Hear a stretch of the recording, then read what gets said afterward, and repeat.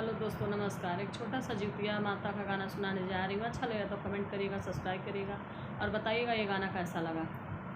के करा के कर बुए सखिया जिउतिया के बरतिया हो।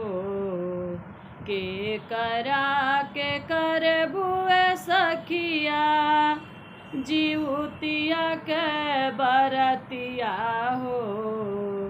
के करा से पूछबो विधि विधान ने हो। के करा से पूछबो विधि विधान ने हो। भैया के बेटउआ बाण जेठनी के ललनवा हो। भैया के बेटउआ हउए हमारो भतीजवा बाण।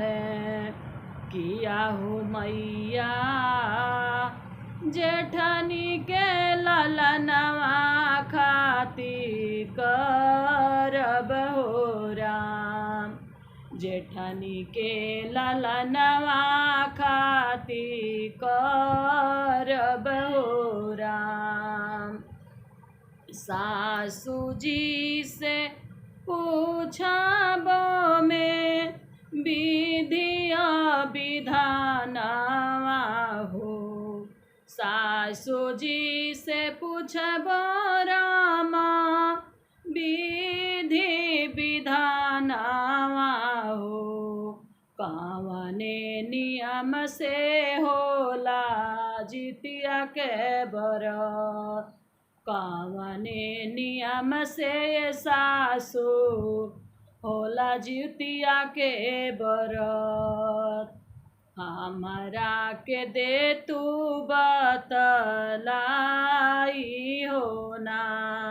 हमरा के दे तू बतलाई हो ना।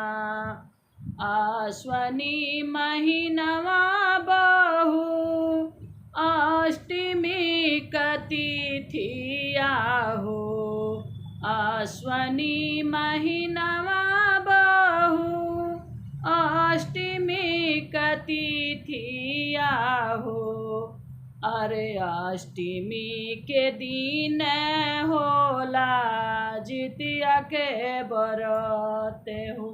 अष्टमी के दिन होला जितिया बरत हो। 3 दिन के होला बहुआर जितिया बरतवा हो। 3 दिन के होला बहुआर जिउतिया बरतवा हो। उहे जलिहा अपनाई हो ना। उहे जलिहा अपनाई हो राम। सतमी के दिनवा बहु नहाए खाए करी हो। सतमी के दिनवा बहुआर नहाए खाए करी हो। भोरवा में खाई सरगही ने हो। भोरवा में खाई बहुअरी सरगही न हो राम। अष्टमी के दिनवा रखिय बरतिया न हो। अष्टमी के दिनवा रखिय बरतिया न हो। बरती जे भूखिया बहुअरी नीरजल नीरहरिया हो। बरते के रखिया बहुअरी नीरजल नीरहरिया हो। नवमी के दिनवा बहुअरी जिउतिया गाँठ मरिया।